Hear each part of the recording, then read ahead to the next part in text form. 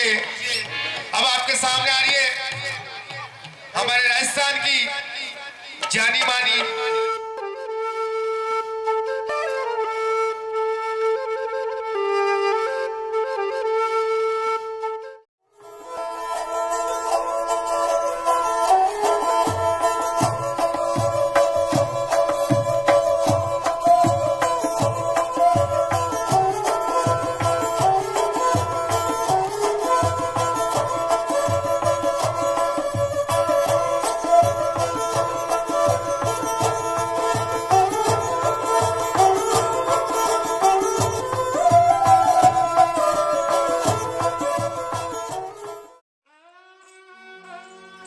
गांव की वे पगडंडियां ही क्या, जहां से कठपुतली वाला ना गुजरा हो, जिन पर से कठपुतली का खेल देखने बच्चे ना दौड़े हों।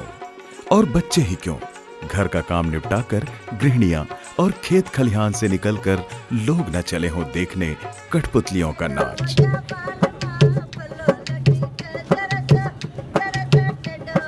गांव के बड़े बूढ़े भी पोपली हंसी हंसते हैं जब कठपुतली राजा एक दूसरे पर धमाधम गिरते हैं। वो मेला ही क्या जिसमें कठपुतली वाला ना आया हो, किसे नहीं लुभाता ये। बचपन का यही तो है लगाव। काठ की ये कठपुतलियां होती ही ऐसी हैं कि बचपन के अबोध मन पर जो धागा बांधती हैं वो बड़े होने पर भी कभी नहीं छूटता।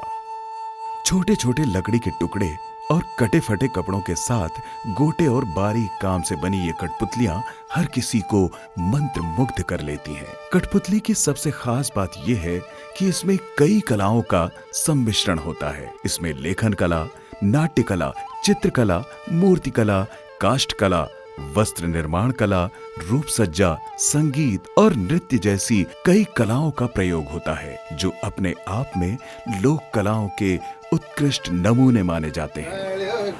गया मेला में गया मेला में देख ची चमचो।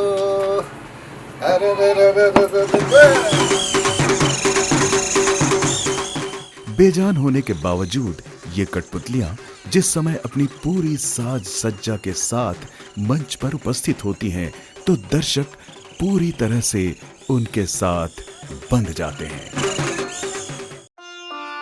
कठपुतली कला के साक्ष्य भारतीय सभ्यता के आरंभिक दौर में भी मिलते हैं। राजस्थान में राजों रजवाड़ों के संरक्षण में फली फूली ये कला मनोरंजन का स्रोत तो हुआ ही करती थी, साथ ही ये समाज के रीति रिवाजों का हिस्सा भी होती थी। कठपुतली कला राजस्थान के नागौर तथा मारवाड़ जिले के भाट आदिवासी जाति के लोगों का पारंपरिक व्यवसाय है। वे अपनी पुरानी परंपराओं से आज भी जुड़े हुए हैं। राजस्थान में कठपुतली नाच न केवल मनोरंजन का साधन है, बल्कि इस लोक कला के जरिए नैतिक और सामाजिक शिक्षा का प्रचार प्रसार के साथ सामाजिक मुद्दों और कुरीतियों को उजागर भी किया जाता है। राजस्थान में कई ऐसे परिवार हैं जिनकी कमाई का एकमात्र साधन कठपुतली बनाकर खेल दिखाना और बेचना है। छोटे छोटे शीशम या सागवान लकड़ी के टुकड़ों से कठपुतली का ढांचा बनाया और तराशा जाता है। चरित्र के मुताबिक उनके नए नक्श तैयार किए जाते हैं, फिर उन्हें धूप में सूखने दिया जाता है। सूखने के बाद उन पर चरित्र के मुताबिक चटक रंग चढ़ाए जाते हैं। कठपुतली से जीविकोपार्जन करने वाले इन परिवारों में महिलाएं और बच्चे कठपुतली की पोशाकें तैयार करते हैं और पुरुष कठपुतली का ढांचा बनाने, रंग भरने और खेल दिखाने का कार्य करते हैं। कठपुतली नाच की हर किस्म में पार्श्व से उस इलाके का संगीत बजता है जहां का वह नाच होता है।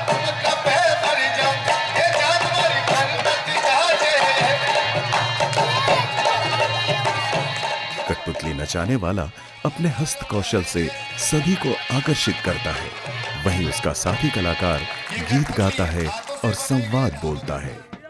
आधुनिक समय में कठपुतली कला ने आवश्यकतानुसार एक नया रूप धारण कर लिया है।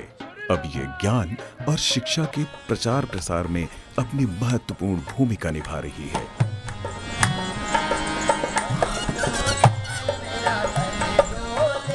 अब यह खेल नए विषय के साथ सड़कों और गली कूचों में न होकर फ्लड लाइट्स की चकाचौंध में बड़े बड़े मंचों पर होने लगा है।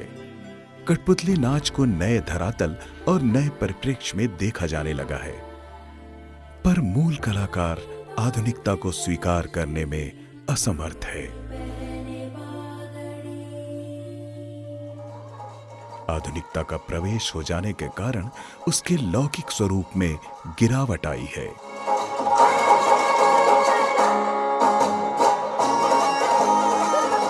लोक कला कद्रदानों को तरस रही है।